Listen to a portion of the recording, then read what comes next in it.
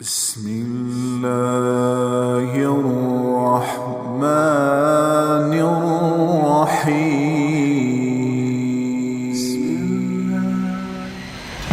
قرآن کیا کرتا ہے؟ ہدن، یہ ہدایت ہے، للناس، سب کے لیے، لیکن ملے گی کسے؟ للمتقین، جو تقوی اختیار کرے گا. اس کائنات میں، کائنات کے علاوہ تمہارے اپنے اندر وچے بیڑے وچے جھیڑے وچے ونج مہانے ہو، کائنات میں اور تمہارے اندر وہ کچھ دکھاؤں گا کہ پکار اٹھو گے اللہ ہے، اللہ حق ہے. تو روزے سے تقوی آتا ہے اور تقوی سے قرآن ملتا ہے. قرآن غذا ہے، اس سے تقوی پیدا ہوتا ہے، اور تقوی سے دین پہ چلنا آسان ہوتا ہے.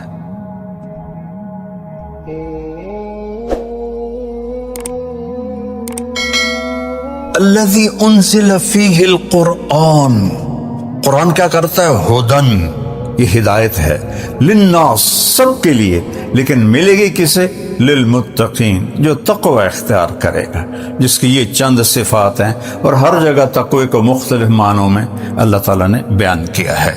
اور بینات من الہدا، اور یہ کھول کے اس نے دلائل سے واضح کر دیا ہے.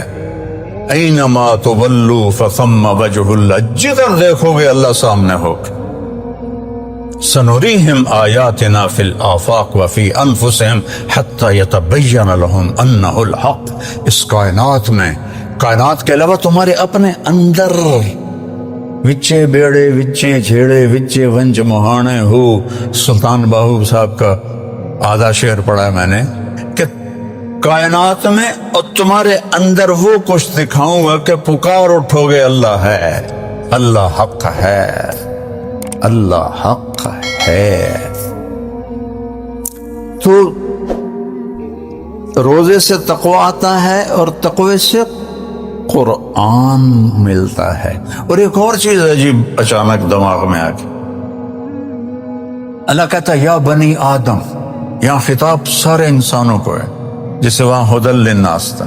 قد انزلنا علیکم لباسا یواری سواتکم وریشا ولباس التقوی ذالک خیر. اللہ نے ہمیں دو چیزوں سے بنایا ہے، ایک جسم ہے، ایک روح ہے. تو پہلے اللہ تعالیٰ فرما رہا ہے کہ اے آدم کی اولاد، مسلم غیر مسلم، عورت مرد، تم مانو یا نہ مانو، ہم نے تم پر لباس اتارا ہے.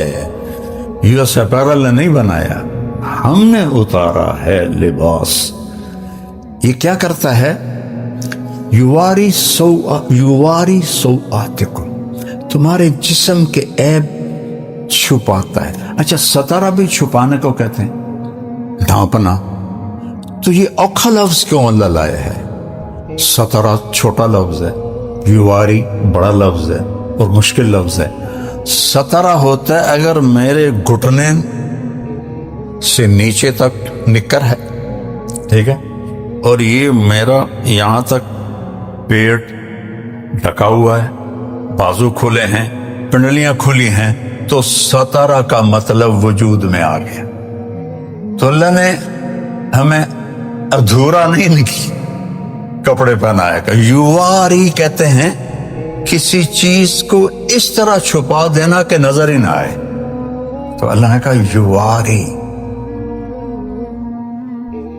ہم نے تم پر لباس کو اتارا جو تمہیں چھپا دیتا ہے تمہارے سارے عیبوں کے ساتھ. ننگے ہونے میں کوئی حسن نہیں، اللہ کی قسم. مغرب کی عورت ننگی ہوئی بے قیمت ہو گئی، ٹشو پیپر ہو گئی. تو اللہ نے کہا سبحان اللہ، غور کرنا ذرا. ایک تو یہ تمہیں بالکل چھپاتا ہے، آگے کہا وریشا، اور تمہیں زینت دیتا ہے. لیکن لفظ کیا ہے؟ ریشا. ریشا زینت کو نہیں کہتے، ریشا پر کو کہتے ہیں، پرندے کے پر کو. پرندے کا سارا حسن اس کے پر کے ساتھ. مور کے پر کاٹ دو، پچھو کی رہ گیا، ککڑ ہی رہے گا. سارا حسن پروں میں، عقاب کی پرواز کا مزہ لینا تو اس کے پروں کا پھیلاؤ دیکھو، تو سارا حسن پر میں ہے۔ تو اللہ نے یہاں زینت نہیں فرمایا، اعلیٰ درجے کی زینت، ایسا لباس تمہیں دیا ہے جو تمہیں اعلیٰ درجے کا خوبصورت بناتا ہے۔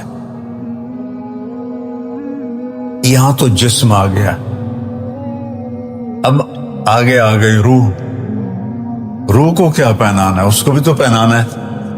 جسم ننگا ہو تو کہیں جا سکتے ہیں؟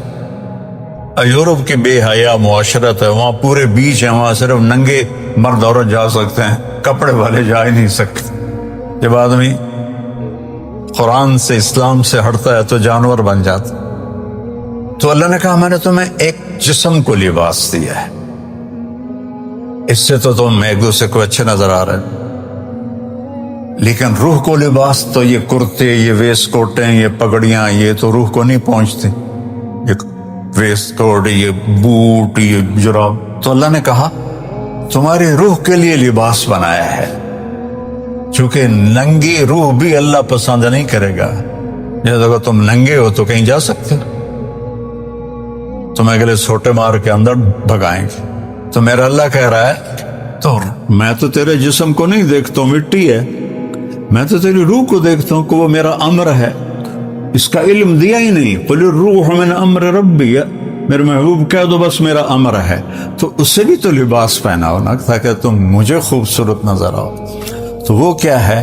وَلِبَاسُ التَّقْوَىٰ، اور پھر وہی لے جاتا ہے ذَلِكَ خَيْرٌ، اور جو روح کا لباس ہے وہ تقویٰ ہے۔ اس کا ننگا پن کیا ہے؟ سب سے بڑا ننگا پن کفر ہے۔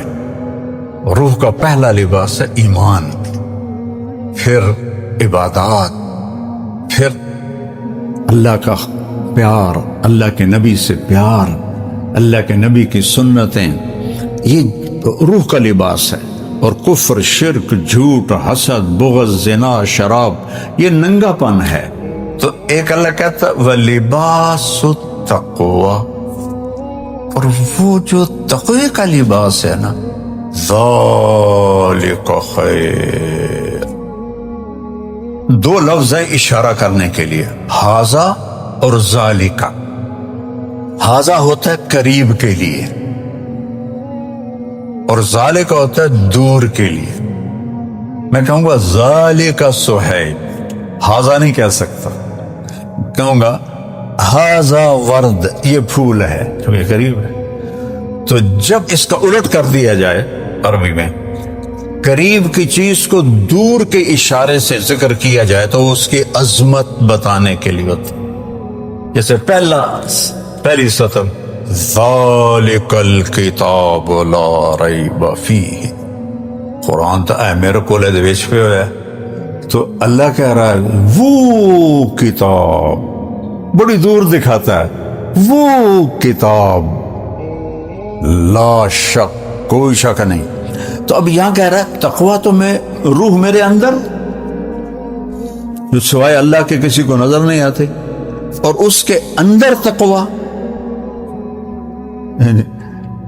کھڈے کے اندر کھڈا، تو وہ تو صرف اللہ دیکھتا ہے۔ تو اتنی قریب چیز کو اللہ کہتا ہے ذالک خیر، وہ تقویٰ بہت اعلیٰ چیز ہے، وہ تقویٰ بہت اعلیٰ چیز ہے، جو تمہاری اندر کا لباس تقویٰ ہے، اور باہر کا لباس یہ اللہ نے بنایا ہے۔ ایک صحابی آئے مالدار تھے، کپڑے میلے تھے، اچھے بھی نہیں تھے۔ آپ نے کہا غریب ہو گئے ہو؟ آپ نے کہا جی نہیں۔ کہا تو یہ لباس کیسا پہنا ہوا ہے؟ چل واپس جا کے لباس تبدیل کر کے آ۔ اللہ اپنے بندے پر اپنی نعمت کا اثر دیکھنا چاہتا ہے۔ حضرت امام حسن علیہ السلام بہت اعلیٰ کپڑا پہنتے تھے، بہت قیمتی۔ تو ایک آدمی نے اعتراض کیا کہ اللہ کے نبی نے تو زہد سکھایا، تم اتنا عالی لباس کیوں پہنتے ہو؟ کہا میں اس لیے پہنتا ہوں کہ غریب کو مانگنے میں ہچکچاہٹ نہ ہو، اسے پتا ہو کہ یہ پیسے والا ہے تو اس کو مانگنے میں آسانی ہو، اس لیے میں یہ پہنتا ہوں۔ سبحان اللہ۔ تو اب میں ایسے قرآن سارا ایسے جڑا ہوا ہے، آپ جب پڑھتے ہیں تو لگتا ہے کہ یہ اس نے ان سے نہیں مل رہا، یہ اس سے نہیں مل رہا، لیکن اللہ کی قسم یہ ہوتے ہیں نا زنجیر کی کڑیاں، اس طرح سارا قرآن اس طرح جڑا ہوا ہے، اس طرح ایسے جڑا ہوا ہے۔ تو انا انزلناہ فی لیلۃ القدر شہر رمضان الذی انزل فیہ القرآن، یہ سورہ بقرہ وہ 30واں پارہ سورہ قدر تھی، اور وَلِبَاسُ التَّقْوَى ذَلِكَ خَيْرٌ سورہ رعد، لَعَلَّكُمْ تَتَّقُونَ سورہ بقرہ، اور ہدی للمتقین۔ یہ کہاں سے میں نے انزلہ اور تقوی کو جوڑ کے آپ کو ایسے زنجیروں میں پرو کے دکھایا ہے۔ تو قرآن غذا ہے جس سے تقوی پیدا ہوتا ہے، اور تقوی سے دین پہ چلنا آسان ہوتا ہے۔ آپ کی جو آپ میں سرجن ہے ان کی پریکٹس اور ہے، جو فزیشین ہے ان کی پریکٹس اور ہے، جو گائنیکالوجسٹ ہیں ان کی پریکٹس اور ہے، لیکن وہ کرتے کرتے کرتے کرتے سیکھ جاتے ہیں۔ ایک دم تو ماں کے پیٹ سے کوئی نہیں آتا ہے۔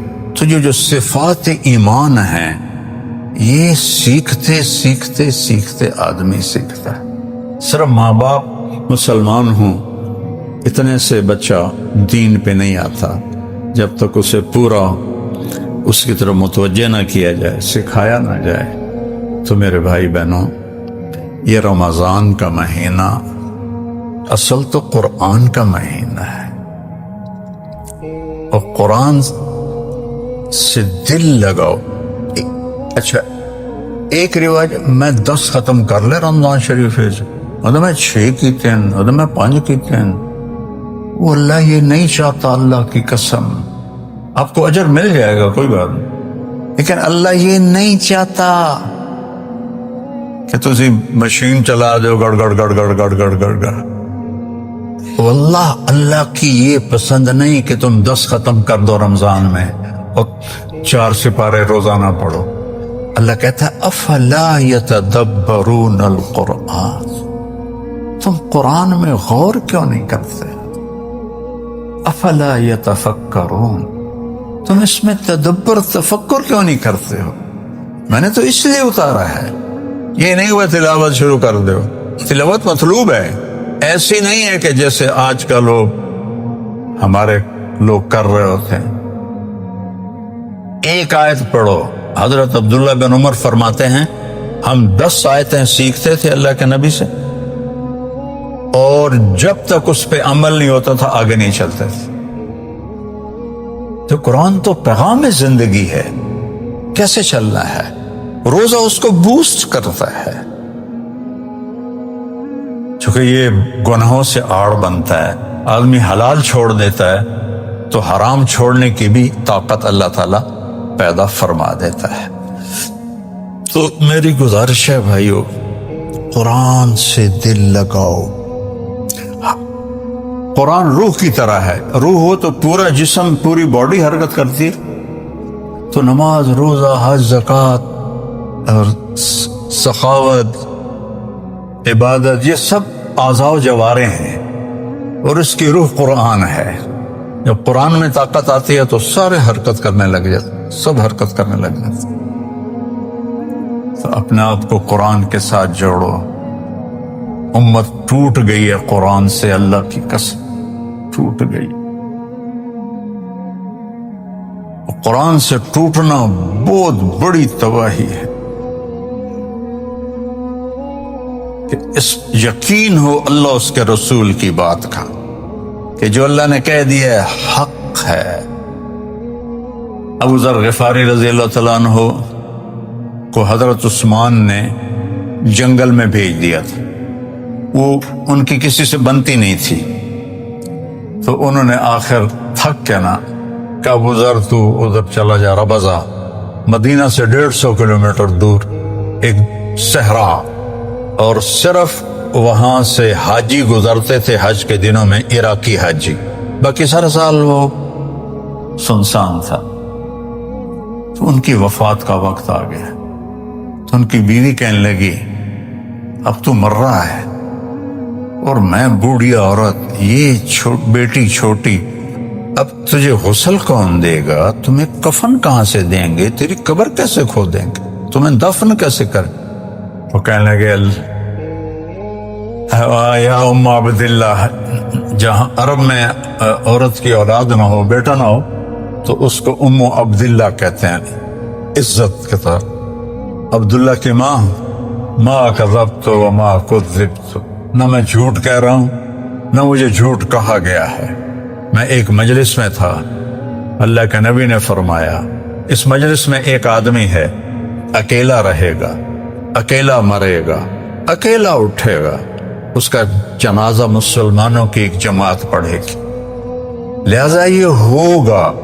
وہ کہنے لگی انا وقد انقطع الحاج، او اللہ دا بندہ حاج دا زمانہ ہی نہیں، کون آئے گا اس راستے؟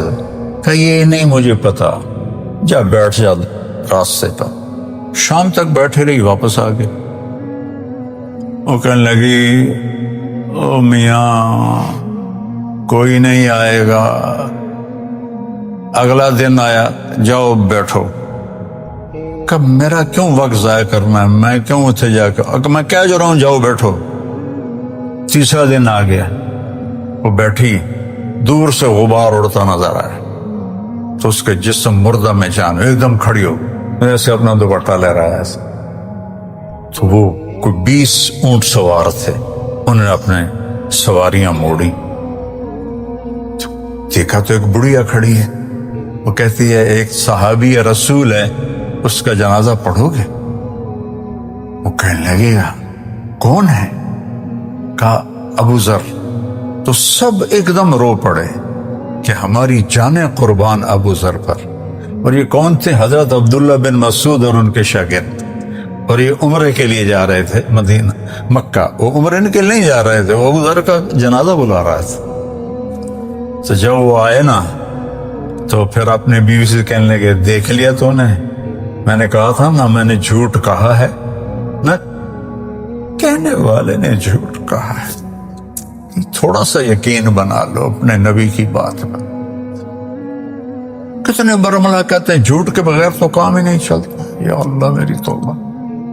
فرمانے لگے دیکھو بھائی مجھے کفن وہ دے گا جو حکومت کا ملازم نہ ہو، حکومت خلافت عثمان ہے، اور کہہ رہے ہیں جس نے حکومت کی نوکری نہ کی ہو وہ مجھے کفن دے گا اور وہ میرا جنازہ پڑھے گا۔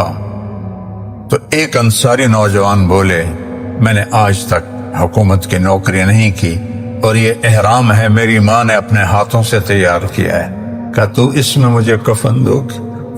ابن مسعود موجود ہیں اور فرما رہے ہیں تو میرا جنازہ پڑھے۔ اللہ کا انتقال ہو گیا۔ اچھا جب صبح ہوئی تو بیٹی کو بولایا، بیٹی آج مہمان آئیں گے، ان کے لیے کھانا تیار کرو، بکرا ذبح کرو۔ تو وہ کہنے لگی اب بوڑھا باپ ہے جو کہہ رہا ہے چلو کر دو، صدقہ ہی صحیح۔ تو کھانا پکانے میں لگ گئے۔ تو جب وہ انہوں نے جنازہ پڑھا اور فارغ ہو کے جانے لگے تو ان کی بیٹی نے کہا عبداللہ ابن مسعود سے، یا عم حلم الی الغدا، کھانا کھا لیجیے۔ کہنے لگے انا لکی ھذا، تمہیں کیسے پتا کہ ہم آ رہے ہیں؟ اور تم نے کھانا تیار کیا؟ کہ ابا نے کہا تھا کہ آج ضرور آئیں گے میرا جنازہ پڑھنے والے۔ کہنے والا جھوٹا نہیں تھا۔ عبداللہ بن مسعود اور سارے زارو قطار رونے لگے، اور ابن مسعود نے بڑی عجب بات کی کہ واہ ابو ذر تو نے مر کے بھی سخاوت نہ چھوڑی، تو نے مر کے بھی سخاوت نہ چھوڑی۔ بھائیو قرآن سے دل لگا، اور اس کے محبوب کی زندگی سے دل لگا، کچھ ٹائم دو۔ ختم کرنے اللہ کی چاہت نہیں ہے، غور کرنا اللہ کی چاہت۔ تہجد کا وقت اس کے لیے سب سے اعلیٰ ہے۔ ایک صفحہ پڑھ لو، ایک سطر پڑھ لو کہ یا اللہ تو مجھ سے کیا کہہ رہا ہے۔ خاص طور پر آسان کرتا ہوں، یا ایھا الذین آمنوا صرف مجھ سے بات ہو رہی۔ قرآن میں 89 دفعہ ہے یا ایھا الذین آمنوا، بس پہلے وہ ختم کر لو کہ اللہ تو میرے کو کی منگے ہے۔ جب اللہ کہہ رہا ہے اے ایمان والو، یا ایھا الناس بھی بتا دیا، یا بنی آدم بھی بتا دیا، یا ایھا الکافرون بھی بتا رہا ہوں، یا ایھا الذین ہادوا یہودیوں کے بارے میں، یا اہل الکتاب عیسائیوں کے بارے میں۔ لیکن جب کہتا ہے نا یا ایھا الذین آمنوا، تو 1.25 ارب مسلمان جو اس وقت ہیں، اللہ ان کا کندھا پکڑ کے کہہ رہا ہے تیرے نال گل کر رہے۔ تم خود سوچو، ایک بڑا آدمی آپ کو کہے آپ سے بات کرنی، تم ادھر منہ کر کے کھڑے ہو جاؤ، کوئی تمہاری عزت رہ جائے گی؟ اور اگر اس کا موڈ خراب ہو گیا تو تمہیں کتنا نقصان پہنچا سکتا۔ شان شاہ اعظم یہاں سے ہاتھ میرا کندھا پکڑ کے کہتا طارق جمیل تو ایمان والا ہے، میں تجھ سے بات کرنا چاہتا، ایمان والا ہے نا زینب، تو ایمان والی ہے نا، میں تجھ سے بات کرنا چاہتا۔ یہ تصویر ہے یا ایھا الذین آمنوا۔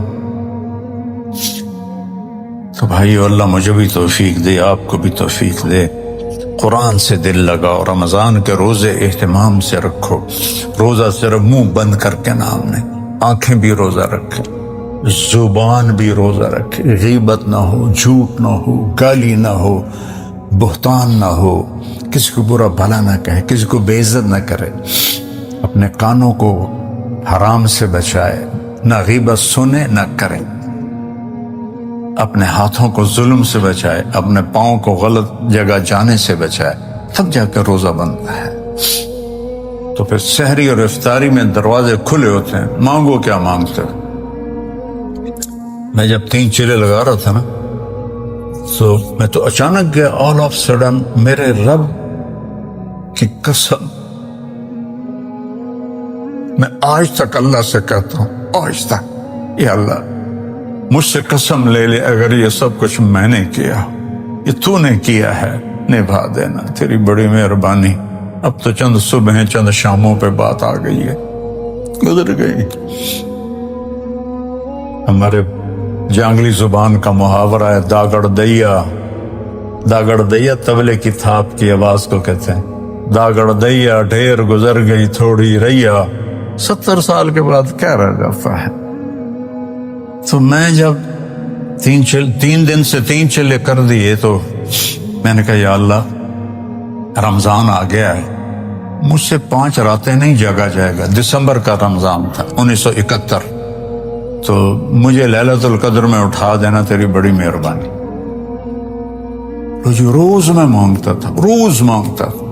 21 کی رات ہم ایک گاؤں میں تھے، میں سویا ہوا تھا رضائی لے کر، کسی نے یہاں ہاتھ سے مجھے پکڑ کے ایسے بٹھا دی، باقاعدہ میں نے فیل کیا، مجھے کسی نے ایسے اٹھا دی، رضائی ادھر آ گئی، میں کہا ہے، میں نے کیا اٹھایا، ادھر دیکھا، ادھر دیکھا، گھڑی دیکھی 12 بج رہے، میں کیا ہی کی، نے پھر رضائی اوپر لی، یا رضائی اوپر لی تو میں نے کوئی طارق جمیل آج 21 دی رات ہے، میں نے رضائی اٹھا کے وہ پھینکی اور بھاگ کے باہر آ گیا، اور شہری تک میں نے اللہ سے ایک شے مانگی، یا اللہ مجھے قبول کر لے اس کام کے لیے، مجھے قبول کر لے۔ ساری رات میں نے اس کا رٹا لگایا۔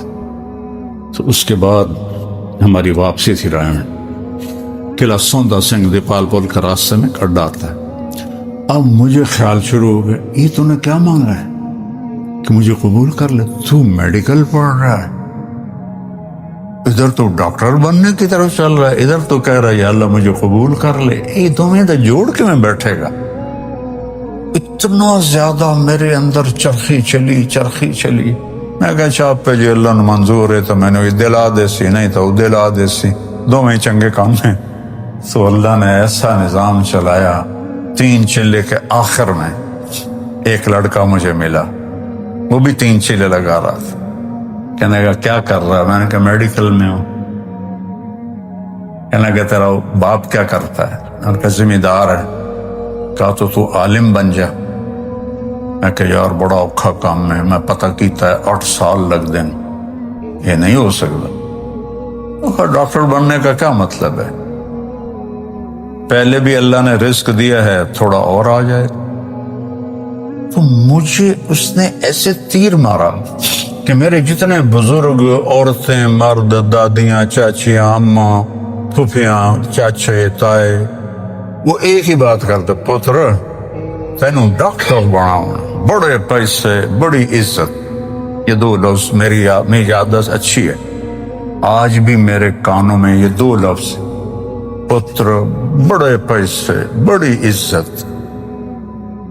تو میں نے سوچا یہ تو بات تو ٹھیک کر رہا ہے، پہلے ہی اللہ نے رزق دیا ہے تو چلو 2-4 چھلڑ ہو آ جاؤں کے۔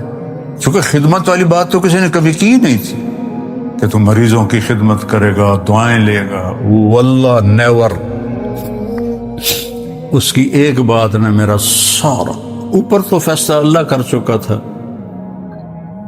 اللہ نے مجھے اس راستے میں لگا دیا، آج آپ کے سامنے بیٹھا ہوں۔ میں سوچ رہا ہوں اگر میں ڈاکٹر ہوتا مجھے میاں صاحب یوں بلاتے، بھٹی صاحب بلاتے، مجھے ان سے ٹائم لینا پڑتا۔ اللہ کی رضا میں مر گئے تو موج۔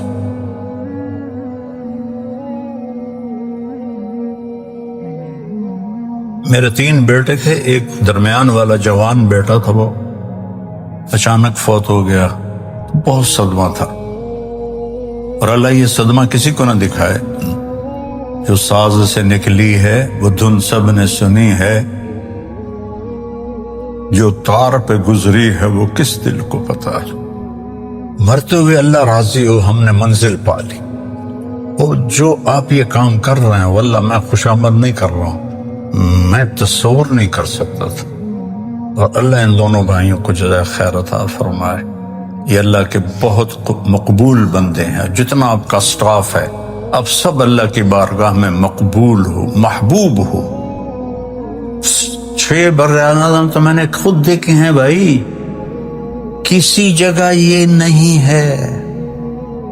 اور آپ کو اللہ پکڑ کے یہاں کھڑا کر رہا ہے، اللہ نے آپ سب کو پسند کیا ہے اور ان بھائیوں کو پسند کیا ہے، تب یہ اتنا بڑا انسانی خدمت کا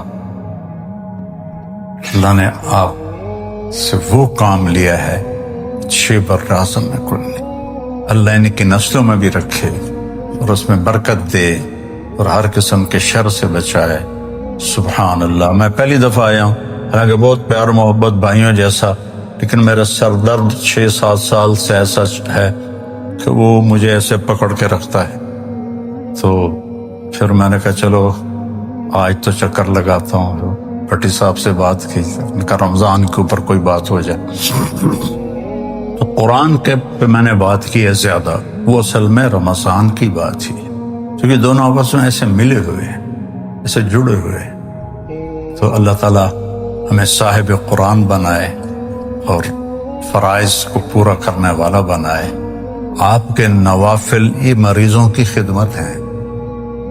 ایک لشکر جہاد سے واپس آیا تو صحابہ نے کہا جی یہ جو تھے نا ساتھی، رات کو تہجد، دن میں روزہ، سارا دن ذکر۔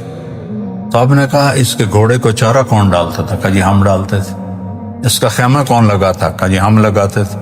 کہا پھر تمہارا درجہ اس سے اچھا ہے۔ تو آپ نوافل سے بڑی بندگی کر رہے ہیں، اللہ قبول فرما۔ حضرت طلحہ رضی اللہ عنہ جنتی کیسے بنے؟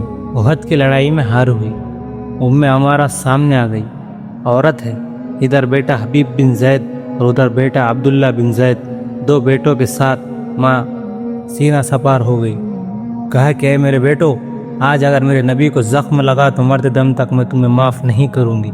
اور عبدالشاہ سوار تھا جس نے آ کر حضور صلی اللہ علیہ وسلم پر وار کیا تھا، اور کندھے پر تلوار ماری، جس کا زخم 1 مہینے تک رہا۔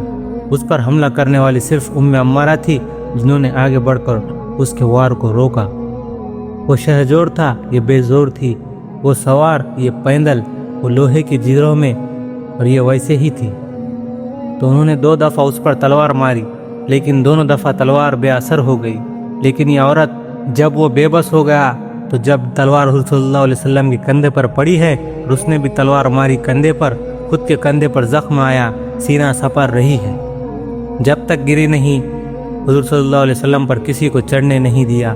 ابو طلحہ انصاری رضی اللہ عنہ حضور صلی اللہ علیہ وسلم پر ایسے چھا گئے کہ ساری کمر تیروں سے بھر گئی، لیکن اللہ کے نبی پر تیر نہیں آنے دیا۔ ان کو کھینچا تو طلحہ رضی اللہ عنہ سامنے آ گئے، اپنا ہاتھ آگے کر دیا، سیدھے ہاتھ پر تیر سہتے رہے، سارا ہاتھ شل ہو گیا، سارا ہاتھ بیکار ہو گیا اور کافروں نے گھیرے میں لے لیا۔ حضور صلی اللہ علیہ وسلم زخم کی وجہ سے بے ہوش ہو گئے تھے، کچھ بے ہوشی اور کچھ ہوش تھا۔ حضرت طلحہ نے اکیلے کفار کو گھیرے میں کو توڑا، حضور صلی اللہ علیہ وسلم کو اٹھایا اور دوڑ لگائی تو آپ صلی اللہ علیہ وسلم نے فرمایا، طلحہ تیرے اوپر جنت واجب ہو گئی۔ پھر کافر پیچھے بھاگے، پھر حضور صلی اللہ علیہ وسلم کو گھیرے میں لے لیا، پھر حضرت طلحہ نے بٹھایا اور پھر تلوار لے لی اور بفرے ہوئے شیر کی طرح حملہ وار ہوئے، پھر قریش کو چھان کر رکھ دیا، پھر حضور صلی اللہ علیہ وسلم کو اٹھایا، پھر دوڑ لگائی تو آپ نے کہا، طلحہ تجھ پر جنت واجب ہو گئی۔ پھر اسی طرح کافروں نے گھیرے میں لے لیا اور پھر حضور صلی اللہ علیہ وسلم کو بٹھا کر پھر ان پر حملہ کیا۔ اس طرح 3 دفعہ حملہ کیا۔ دوڑتے ہوئے احد پہاڑ پر چڑھے، جبکہ سارا ہاتھ لہو لوان ہو چکا تھا۔ آخرکار ایک غار تھا، اس کے اندر جا کر لٹا دیا، دیوار سے ٹیک لگائی۔ جو ہی آپ کی کمر احد کے پہاڑ سے لگی اور جو ہی احد کو پتہ چلا کہ حضور صلی اللہ علیہ وسلم ہے، تو اتنا حصہ جو کمر مبارک پر لگا تھا وہ اسپنج کی طرح نرم تکیے میں تبدیل ہو گیا۔ اس سے پہلے قتادہ رضی اللہ عنہ تھے، جو تیر آئے آگے ہو جائے، جو تیر آئے آگے ہو جائے۔ ایک تیر آیا اور سیدھا حضرت قتادہ کی آنکھ میں لگا اور آنکھ کیما کیما ہو کر باہر آ گئی۔ حضور پاک صلی اللہ علیہ وسلم کی آنکھوں سے آنسو آ گئے اور فرمایا، اے اللہ، قتادہ کی آنکھ میرے نبی کی حفاظت میں ضائع ہو گئی۔ آپ نے تیر نکالا، ساری آنکھ باہر آ گئی۔ آپ نے سارے اس کے ملبے کو اکٹھا کیا اور اٹھا کر آنکھوں میں رکھا اور اوپر سے اپنے ہاتھ کو رکھا اور فرمایا، اے اللہ، قتادہ کی آنکھ تیرے نبی کی حفاظت میں ضائع ہو گئی، اے اللہ اس آنکھ کو دوسری آنکھ سے زیادہ خوبصورت کر دے۔ یہ کہہ کر ہاتھ پھیرا، جب ہاتھ ہٹایا تو یہ آنکھ دوسری آنکھ سے زیادہ حسین ہو چکی تھی، جگمگ کر رہی تھی۔ ہم نے نبی صلی اللہ علیہ وسلم کے سینے پر زخم لگائے، انہوں نے آنے والے تیروں کو آنکھوں میں لیا، تم نے اسی کے تیر اسی کے سینے میں چبا دیے۔ انہوں نے تلوار کے نیزوں کے زخم اپنے جسموں پر سہے اور ہم نے اپنی تلواروں اور توپے کا رخ نبی صلی اللہ علیہ وسلم کے سینے کے رخ کی طرف کر دیا۔ پھر بھی ہم کہتے ہیں کہ ہم ذلیل کیوں ہیں، ہماری مدد کیوں نہیں ہو رہی؟ ارے ہم کیا کر رہے ہیں، میں کیا کر رہا ہوں، میری خلوت کیا ہے، میری جلوت کیا ہے؟ تو میرے بھائیوں، اللہ کو ساتھ لو، اللہ تعالیٰ کو ساتھ لینا تو محمد صلی اللہ علیہ وسلم کے غلام بنو، ان کے پیچھے چلو۔ تو یہ سیکھنا پڑے گا، یہ گھر بیٹھے ملنے کا سودا نہیں ہے، اس لیے کہہ رہا ہوں توبہ کرو۔